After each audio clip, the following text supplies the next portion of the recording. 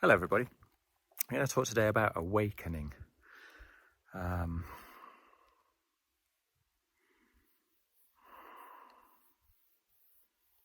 not in the sense of this label that we seem to have these days of being woke. In fact,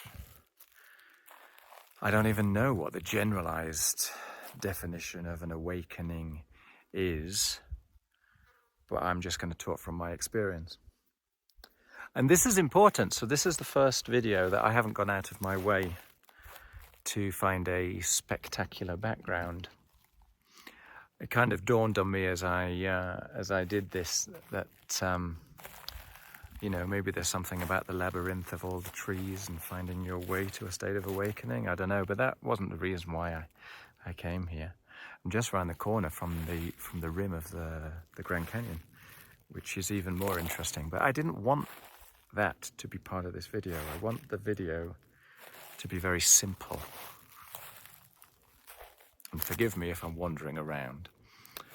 But it's clearly fly season here.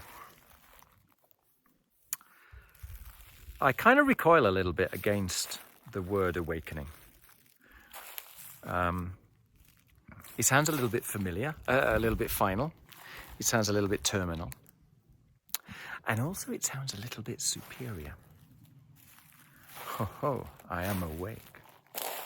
Are you awake?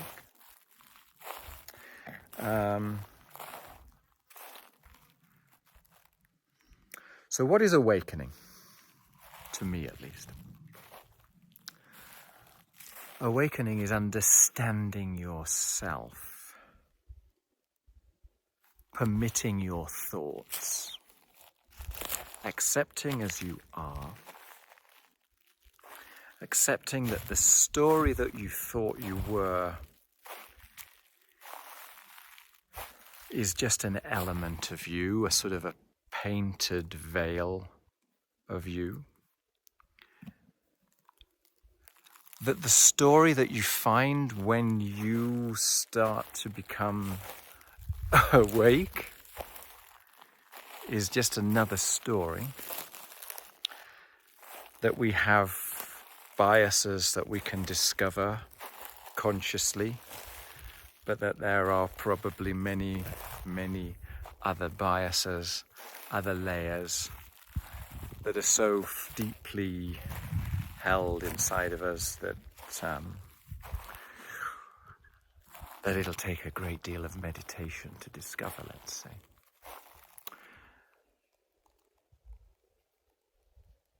That's why I say there is no real end to awakening. It's a voyage of discovery. It's a voyage that starts with some pretty loud revelations. Because when you question your reality, it is a wild thing. And then you start to understand yourself in wild ways. And the world becomes extraordinary, it becomes amazing, everything becomes questionable. Then you kind of let yourself be. And that feels tremendously relieving and releasing. Then you want to tell the world about it and start singing from the rooftops. You start walking down high streets with a look of utter bliss, pointing your nose to the sky.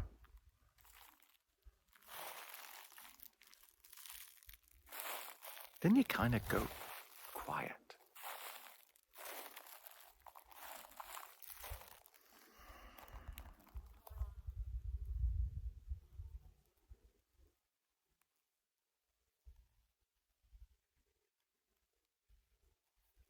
I mean, who knows if what I think is awakening is truly awakening? Who knows? Maybe I've just peeled off the first layer of the onion and stuck another layer of onion on top. Maybe I've replaced one story with another story.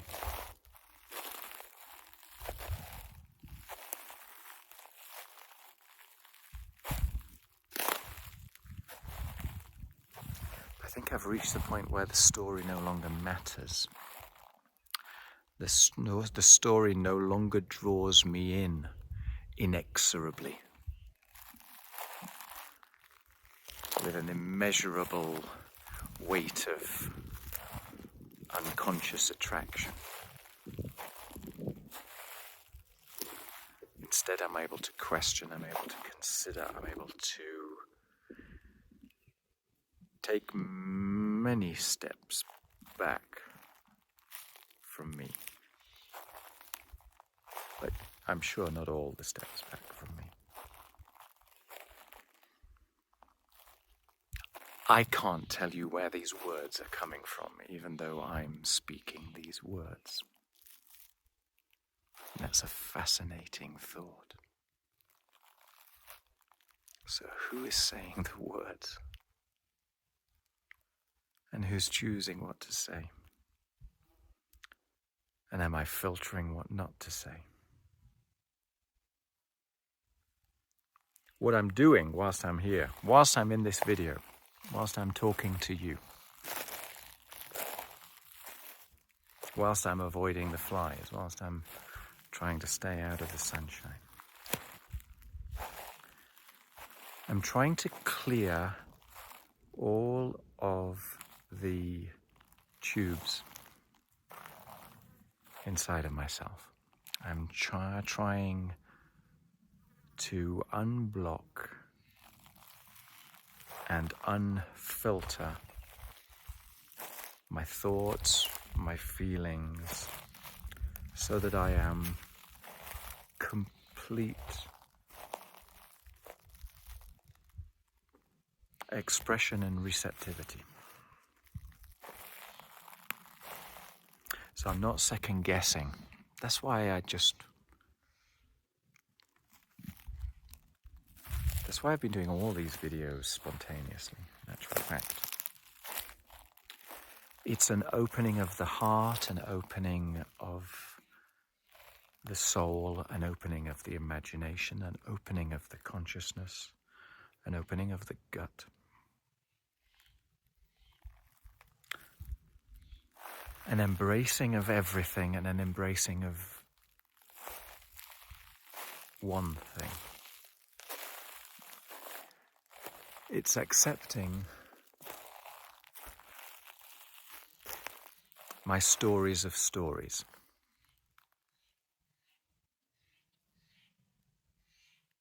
It's accepting that I don't know. Or I might know. Or I may know. Or I knew.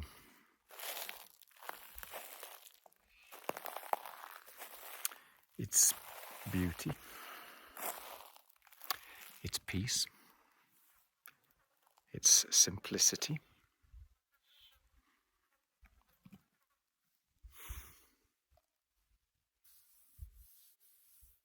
It's universal.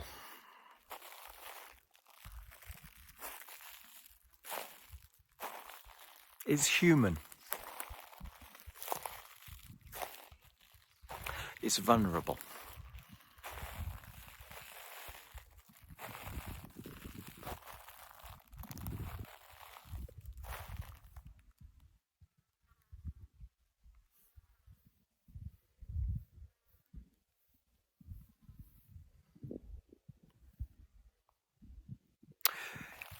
When you learn what you think you were, when you lift the veil on that and you peer inside,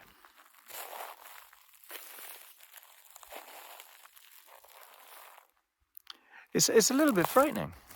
Yeah, it's a little bit scary. You don't know what's the other side.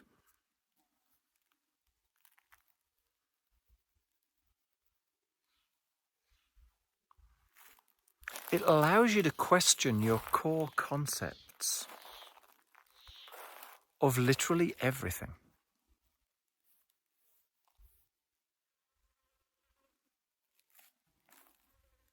Of thought, of identity, of morality, of reality.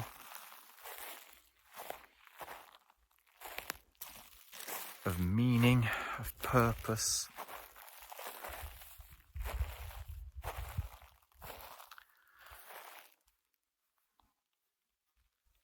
of this thing, this chattering voice.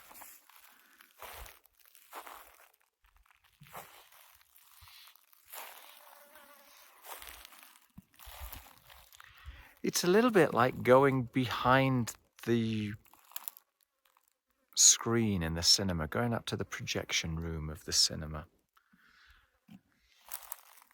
And you know, I don't know if you've seen this story about the people the first time they saw the film of the train rushing towards them as it arrives into the station, and everybody dives under their seats or runs out the back of the cinema. Okay? We don't do this these days, because once you've understood that there is a projection room at the back, that there used to be a piece of, clear film that was being 60 times a second or 30 times a second, and light was being projected through, and the picture comes on the screen, and the picture is changing so quickly that we can't tell that there's a gap between the pictures, even though there is a gap between the pictures. Once you've experienced that new understanding, the mind expanded can't close back. It's a little bit similar with awakening. It's like I've gone in the projection room, seen the machinery. That's not to say I've seen who made the machinery. I've not seen where the film came from. No.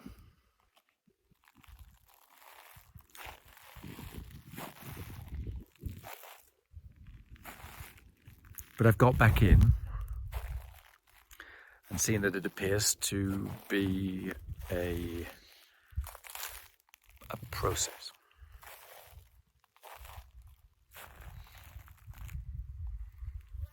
And once you've seen that, once you have come to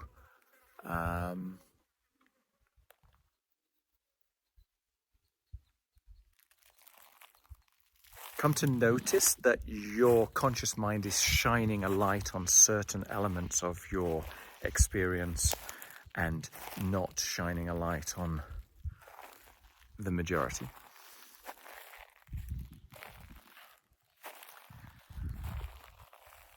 Then it's funny, but you can then start to shine a light on the projectionist. You can start to shine a light on the conscious, on what is meaning making, and what is I, and what is consciousness,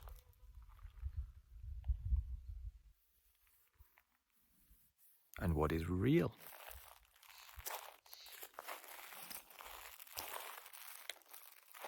And so awakening comes with a great deal of questioning.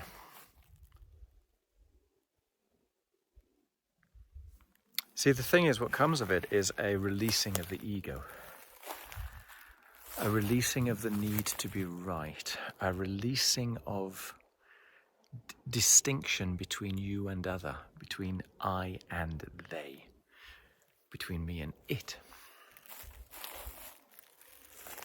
Everything kind of becomes one. Anyway, I don't know, but I hope that's useful. It's a wonderful feeling. I'm going to think about it some more, and then I will return to the video. So take care. Bye. Okay, I've thought about the other side of awakening. And so I've come down this side. Yeah. So the other side to awakening is that once you've understood yourself, or come to terms with yourself and the stories that you're telling, you can then understand what's around you. You can then understand what other people are doing, what the rest of the world is doing. you can see yourself in that context. And you stop pushing against the world and you start embracing and integrating into the world. And so the sense of awakening becomes one of harmonizing, of being, of awestruck, beautiful unity with all things, because you can look at other people through the way that you've seen yourself and understand them and permit them to be and forgive them and forgive you. You can look at all of this. It's all part of the same one. It all comes from permitting what is to be rather than pushing against it.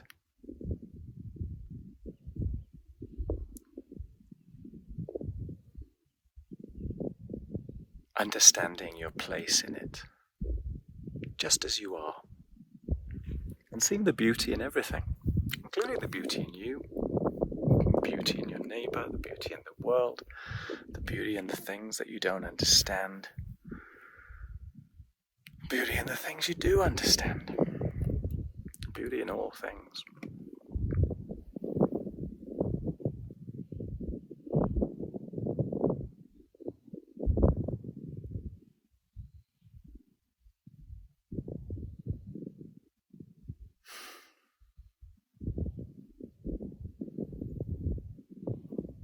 You don't dissolve. You don't lose your sense of identity. If anything, you grow your sense of identity. Things are more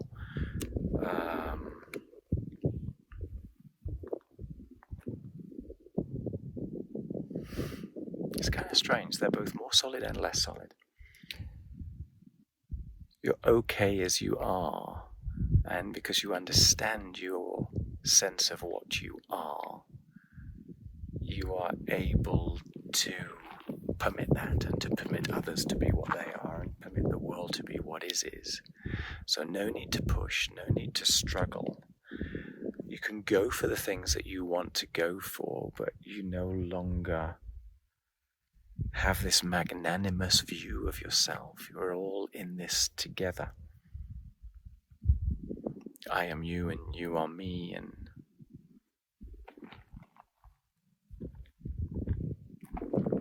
as is the breath and the birds and the sky and the air and the stone.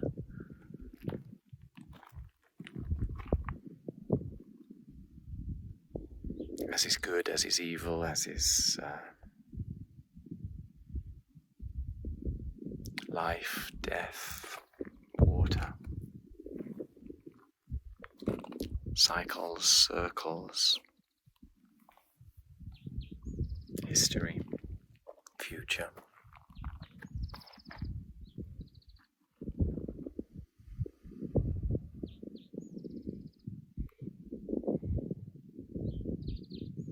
All becomes beauty. And there's no need to put a name to it. That's why it was hard to do this video. Because you come to a sort of a singularity, you come to an infinite understanding, and when there is no point at the end, there's no direction, it's kind of harder to describe, because everything is just doing what everything is doing.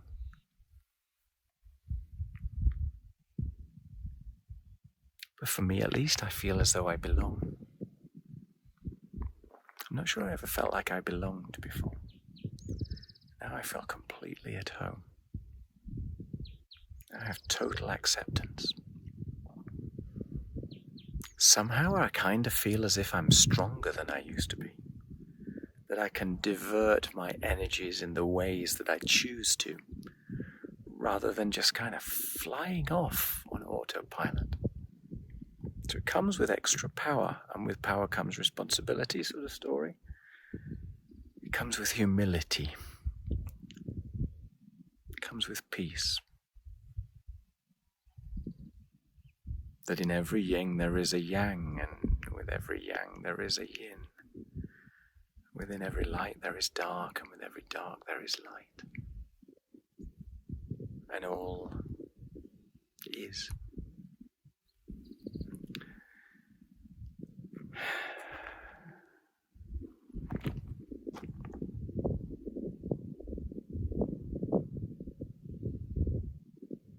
It would be very easy from here to go down the faith path.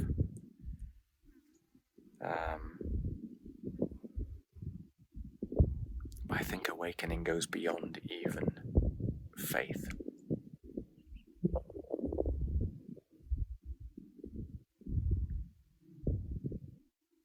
It just is. And there's no it.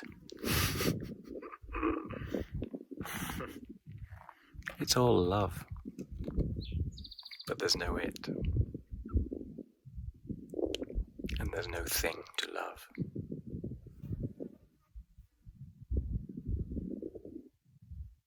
All is one.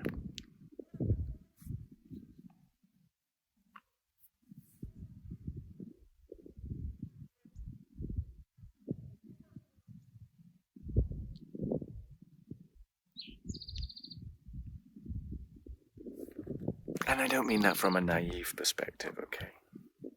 I'm happy to accept that that may well be a story. But if it is, it's a delightful story to live your life by. And maybe on my deathbed I realize that this is all nonsense. But what's most helpful to enjoying each day and sucking the juice out of life and building friendships and sharing experiences?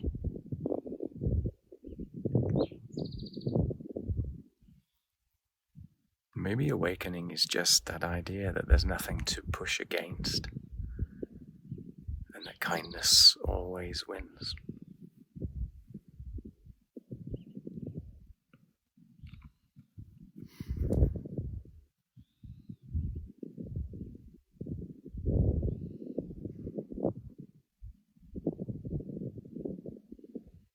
Oh, I feel a hypnotic induction coming on. What a beautiful, beautiful place. Beautiful, beautiful place. Okay, I'm going to sign off this video there because I don't think I can go any deeper down the definition of awake. I haven't really got any tips as to how you become.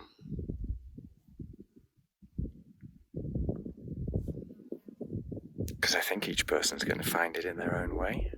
But for me, it was definitely a combination of remembering and accepting and forgiving, permitting,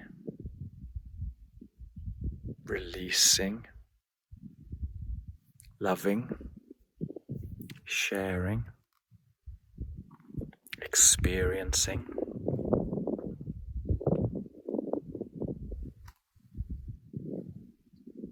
reshaping,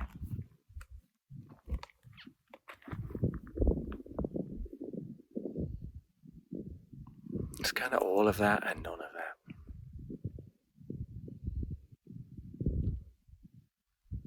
Because there is no it. Then we run out of words, okay?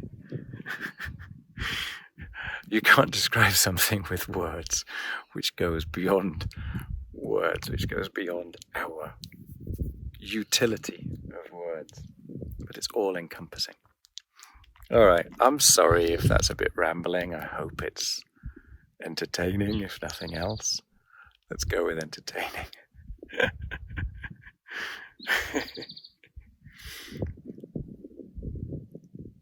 All right, take care. Bye.